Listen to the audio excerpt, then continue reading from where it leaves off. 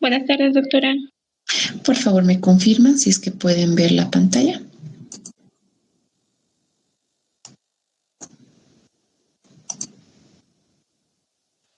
Sí se ve, doctora. Muy bien. Perfecto, comenzamos entonces. Bueno, nos toca hablar ahora en esta clase de las lesiones neoplásicas de las glándulas salivales. Vamos a empezar diciendo que los tumores de las glándulas salivales son muy poco frecuentes y revisten un desafío diagnóstico debido a la gran variedad histológica y a la rareza de muchas de ellas. Es decir, que vamos a tener desde lesiones que comprometen tanto las células epiteliales, de que derivan de los conductos, de los tejidos linfáticos, etcétera, etcétera. Entonces, corresponden al 4% de las neoplasias de la cabeza y cuello. Si bien no son frecuentes, la mayoría de estas lesiones neoplásicas van a corresponder a la glándula parótida. Más o menos el 85% van a comprometer a esta glándula. Y si podemos ver acá la relación que existe entre las glándulas o de las lesiones malignas y las lesiones benignas, tanto de la glándula parótida como de las glándulas submaxilar o sublingual, podemos ver que existe una relación inversamente proporcional de lesiones malignas versus benignas. Me explico, es decir, cuanto mayor es el tamaño de la glándula, la incidencia de lesiones malignas es menor. Cuanto más pequeña es la glándula, la incidencia de lesiones malignas es mucho mayor. ¿Sí? Para las glándulas linguales, por ejemplo, sublingual, tenemos el 80% de las lesiones tumorales van a corresponder a lesiones malignas y el 20% a benignas. En la glándula submaxilar existe más o menos la misma proporción entre lesiones malignas y benignas. Y en la glándula parótida, afortunadamente, la mayoría de las lesiones van a corresponder a lesiones benignas. Entonces, además, en la glándula parótida, debido a que dentro del parénquima tenemos ganglios linfáticos, también pueden ser asiento de lesiones metastásicas de dichos nodos. Entonces, más o menos es igual entre varones y mujeres. Existen algunas lesiones que son más predominantemente en mujeres. La incidencia es mayores de 60 años. Debido a estos linfonódulos, también pueden asentar en la glándula parótida tumores del cuero cabelludo, del conducto auditivo externo y también de la parte superior de la laringe. En cuanto a la etiología, no se conoce actualmente un factor etiológico, pero sí se conocen muchos factores. Dentro de ellos tenemos la infección por el virus del Epstein-Barr, que produce la mononucleosis infecciosa, el consumo de tabaco, especialmente en alguna de ellas, la irradiación o la radioterapia también es una causa, los trabajadores en madera por la aspiración del polvillo, algunas mutaciones y la epigenética, ¿no? Como todos los factores externos ambientales que pueden influir en la expresión de dichas mutaciones. Entonces vamos a hablar de dos grupos de tumores, los benignos y los malignos. Existen diferentes tumores benignos, sin embargo vamos a referirnos a dos fundamentalmente que son los más frecuentes, casi el 90% corresponden a estas dos lesiones, con un 85% al 90% el cistoadenoma o tumor de Warthin.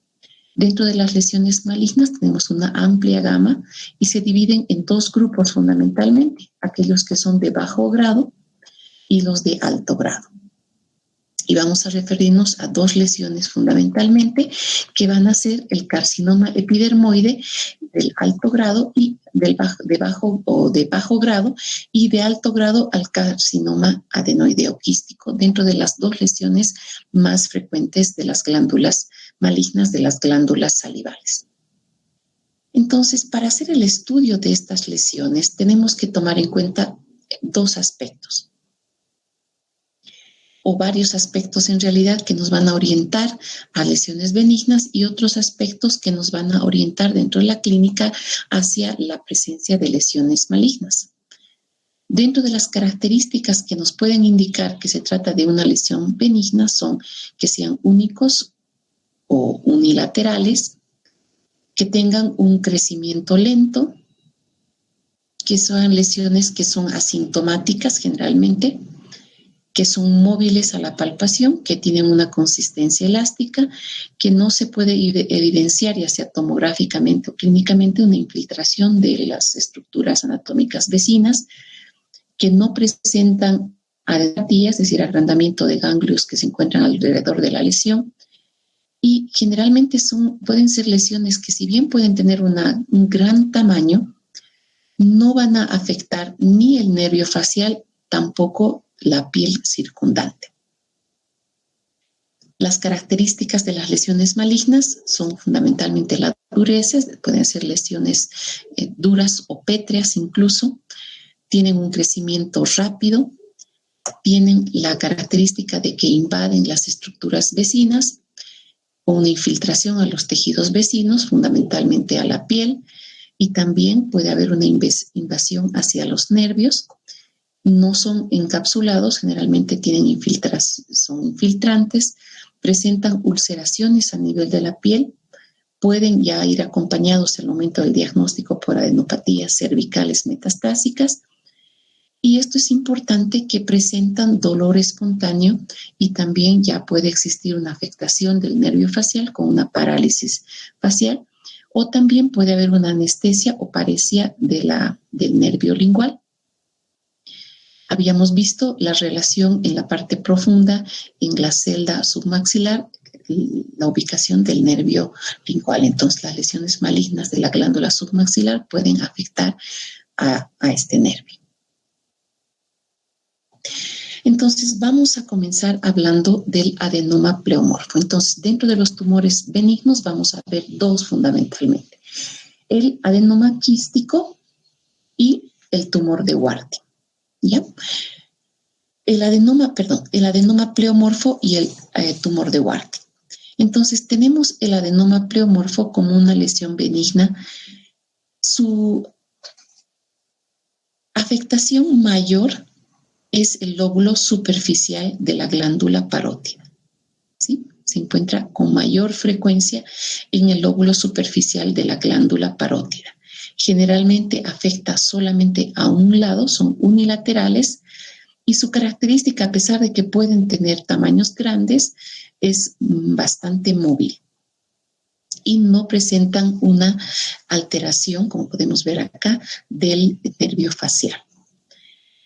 En un pequeño porcentaje, más o menos un 5%, pueden afectar también a las glándulas salivales menores que se encuentran a nivel de la cavidad oral, y su mayor frecuencia son a nivel del paladar y en el labio superior. Es mucho más frecuente, el mayor pico se encuentra en la tercera y cuarta década de la vida y es más frecuente en mujeres. Se caracteriza por un aumento de volumen que es lento. Normalmente estas lesiones, en la mayoría de los casos, alcanzan un diámetro de 2 a 6 centímetros. Sin embargo, pueden ser, como en este caso, también tener tamaños muy grandes, tratándose de adenomas pleomorfos. A estos se los denomina gigantes. Tienen una evolución silente, es decir, no producen generalmente dolor u otra sintomatología, y se caracterizan porque tienen esta superficie que es multilobulada, ¿no? No suele ser lisa, sino tiene varios nódulos y no hay una afectación de la piel. La piel se encuentra intacta. Si bien son lesiones benignas, tienen un alto índice de recidiva, es decir, que son lesiones que pueden tener una tendencia a la recidiva. En un 10% aproximadamente pueden ir hacia la malignización, y a estas lesiones se denomina carcinoma hexadenoma pleomorfo, ¿no? Es una malignización del adenoma pleomorfo. A medida que se van produciendo más recidivas, el porcentaje de malignización aumenta. ¿De qué se trata el adenoma pleomorfo? Como su nombre dice, se trata de un tumor mixto, es decir, que va a estar compuesto por varios tipos celulares, fundamentalmente por células epiteliales y mioepiteliales, y por un estroma, es decir, un tejido que se encuentra alrededor de las células, tanto epiteliales como mioepiteliales, que puede ser mixoide, condroide, mucoide o osteoide, es decir, que van a estar compuestos de cartílago, un tejido mucoide o incluso hueso. Se caracteriza por ser una lesión bien delimitada, encapsulada y generalmente tienen una consistencia sólida, ¿no? Ahora, hay una característica, si bien son muy bien encapsuladas y tienen una cápsula gruesa, tienen a través de la cápsula pueden salir estas prolongaciones por fuera de la cápsula. Y estas prolongaciones son las que van a provocar las recidivas una vez que se haya hecho una enucleación. Es por eso que el tratamiento actualmente estándar para el tratamiento del adenoma pleomorfo es una parotidectomía superficial con preservación del nervio facial. También en el caso de tratarse de un adenoma pleomorfo de la glándula submaxilar, está indicada la cialodenectomía, es decir, una resección completa de toda la glándula submandibular o submaxilar. Y cuando se trate de una glándula salival menor, se debe hacer una resección amplia con márgenes de tejido sano alrededor.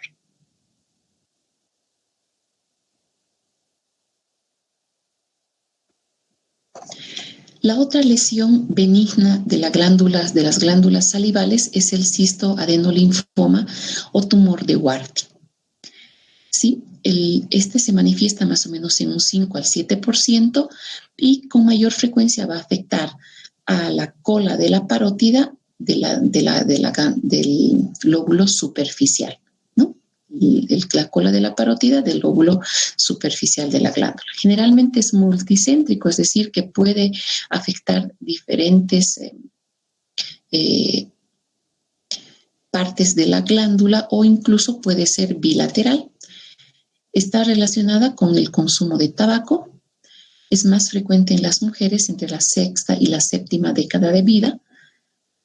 En un 12% aproximadamente es bilateral y como les mencioné, su ubicación es a nivel de la cola de la parótida. Se caracteriza por un aumento de la glándula y del compromiso del lóbulo superficial. Son generalmente lesiones que tienden a ser blandas y ser quísticas. De hecho, van a ser a la palpación, pueden ser fluctuantes, se encuentran bien delimitados y son encapsulados. Se caracteriza por un epitelio ductal y un estroma linfoide. ¿No? Podemos ver acá células ductales rodeadas por un infiltrado linfoide. ¿No? De ahí su nombre de cistoadenolinfoma o tumor de Warthin. ¿Cuál es el tratamiento en estos casos? ¿No? Se trata de una parotidectomía superficial en caso de tratarse de la glándula parótida, o también se puede hacer una enucleación, es decir, retirar solamente la lesión. En este tipo de tumores sí está aceptada la enucleación. Tiene aproximadamente un 2 a un 6% de recurrencia y la transformación maligna es muy rara en este tipo de tumores. Bueno, vamos a hablar ahora de los tumores malignos y de los dos carcinomas que habíamos comentado al principio, ¿no? El primero es el carcinoma mucoepidermoide, que se caracteriza por células mucosas, está compuesto por células intermedias y escamosas. Es más frecuente en las glándulas mayores, el 93% va a comprometer a la glándula parótida y puede presentarse entre la segunda y la séptima década de vida. O sea, que también es frecuente en pacientes jóvenes. Dentro de la clínica se caracteriza por ser ulcerado, por ejemplo, en esta lesión del paladar, que ha comprometido una glándula salival menor, presentan ulceraciones, tienen una consistencia firme, pueden tener meses de evolución, tienen esta característica de un color azulado en la superficie y generalmente están relacionadas con presencia de dolor cuando hay una infiltración nerviosa. Pueden haber parestesias y también parálisis del nervio facial. Generalmente la mayor frecuencia son de bajo grado, pero también en un 30 al 50% pueden ser de un alto grado, ¿no? Estas se caracterizan por ser de crecimiento mucho más rápido y de invadir rápidamente hacia los órganos o hacia los tejidos vecinos. En este caso, el tratamiento es quirúrgico, se debe hacer una excisión y acompañado de radioterapia adyuvante y también una disección ganglionar. En el tratamiento, en el segundo, en la lesión tumoral tenemos al carcinoma adenoideo quístico, que es una neoplasia epitelial maligna constituida por células de aspecto basaloide, epiteliales y mioepiteliales. Se ha descubierto que se debe a una pérdida de la heterocigosidad del cromosoma número 6.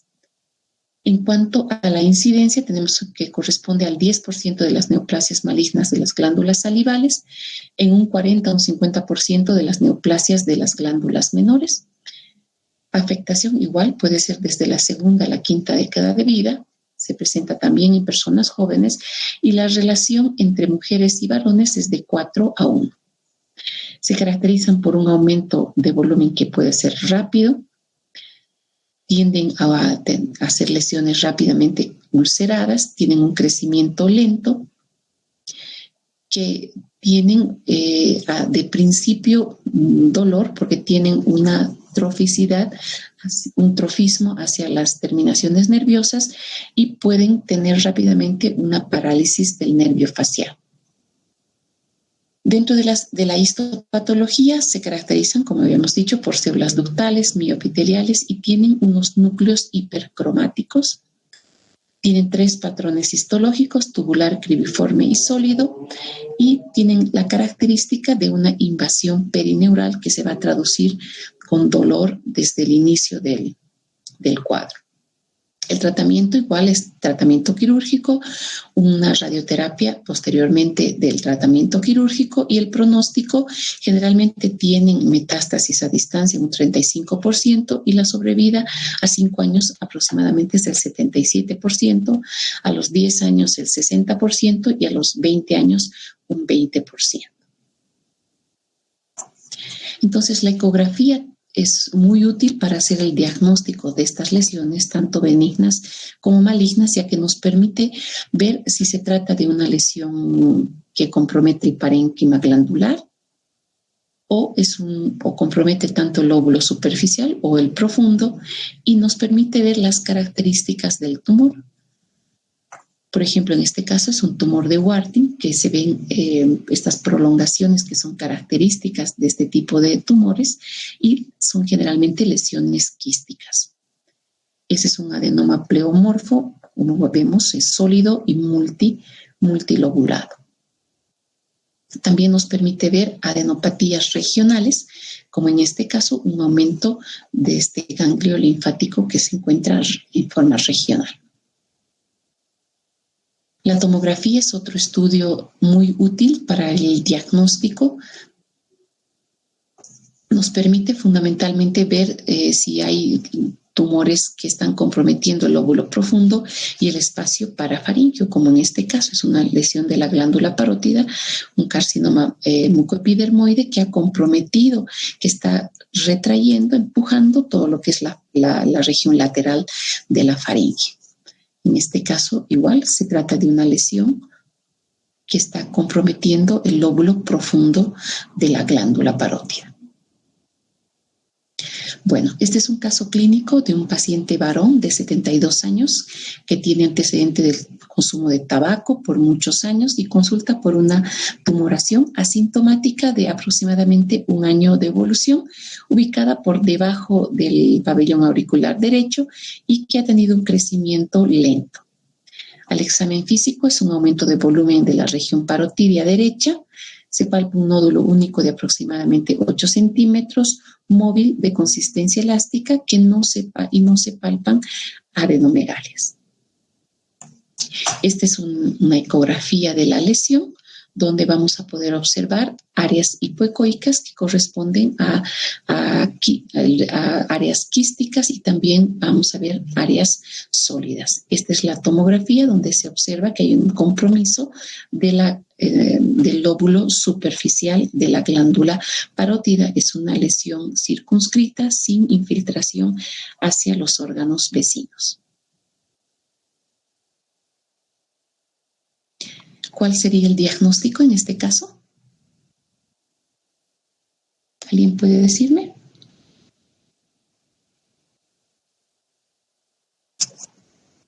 ¿Se tratará de una lesión benigna o será una lesión maligna?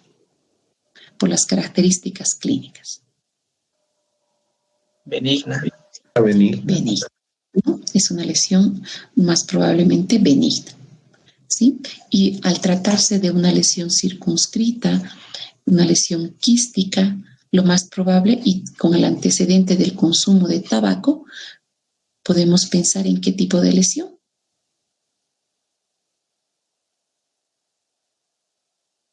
Un tumor de Warthin. Un tumor de Warthin, ¿no? Se trata de un tumor de Warthin y vamos a tener el tratamiento va a ser quirúrgico, ¿no? En este caso se va a realizar una parotidectomía superficial obviamente con preservación del nervio facial. Entonces, esta es la incisión de Blair modificada. Antiguamente esta incisión se extendía a través de la mandíbula y llegaba hasta más o menos a este nivel. Sin embargo, se ha visto que para hacerla más estética, esta incisión va por detrás del lóbulo de la oreja y se extiende por la región cervical y se hace un colgajo para poder exponer esta zona, ¿no? Y podemos saber acá que ya se está retirando el lóbulo superficial de la parótida y preservando aquí podemos observar el nervio facial, ¿no? Con sus diferentes ramas. Este es el músculo o el vientre posterior del músculo digástrico. En el caso de un adenoma, este es un adenoma pleomorfo, nos vemos que es multinodular, diferente al caso anterior, que es un nódulo regular. Este es un nódulo, se podría hablar multinodular, con varios nódulos, pero que corresponde a la glándula submaxilar. El adenoma pleomorfo de la glándula submaxilar tiene indicado la adenectomía submaxilar, es decir, se retira toda la glándula submaxilar. Este es un carcinoma mucoepidermoide. Obviamente, en este caso, la resección tiene que ser, si está comprometiendo el lóbulo superficial, se puede hacer una parotidectomía superficial. Si esta va a comprometer también al lóbulo profundo, se debe hacer una parotidectomía total. Si no existe una afectación del nervio facial, se puede hacer con preservación del nervio facial. Y si hay compromiso del nervio facial, alguna literatura habla incluso de una resección segmentaria y una reconstrucción. Aquí podemos ver que se ha hecho se ha marcado la exéresis. Esta cirugía debe ir acompañada de un vaciamiento ganglionar. Aquí ya tenemos la parotidectomía. En este caso ha sido solamente superficial porque podemos ver la parótida, la capa profunda intacta con los nervios, con el nervio facial. Y posteriormente se ha hecho una rotación de colgajo, es decir, se ha llevado este colgajo cervical para poder cubrir el defecto, ¿no? Y podemos observar acá que existe una preservación de la función del nervio facial. En este caso también es un carcinoma mucoepidermoide donde se ha hecho una resección tumoral, un vaciamiento ganglionar y una rotación de colgajo, es decir, un ascenso de este colgajo para poder cubrir la lesión. ¿Sí? Este es otro paciente con una parotidectomía también superficial donde se ha hecho una incisión de Blair modificada. Muy bien, con esto hemos concluido las lesiones neoplásicas de las glándulas salivales. No sé si existe alguna pregunta al respecto.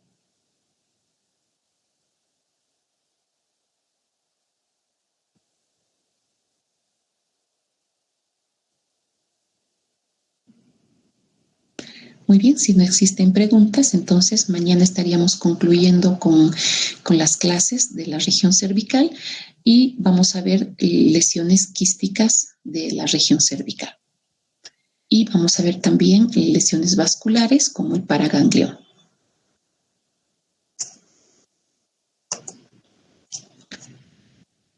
Bueno, hasta el día de mañana. Gracias, doctora.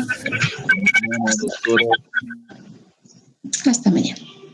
Hasta mañana, doctora.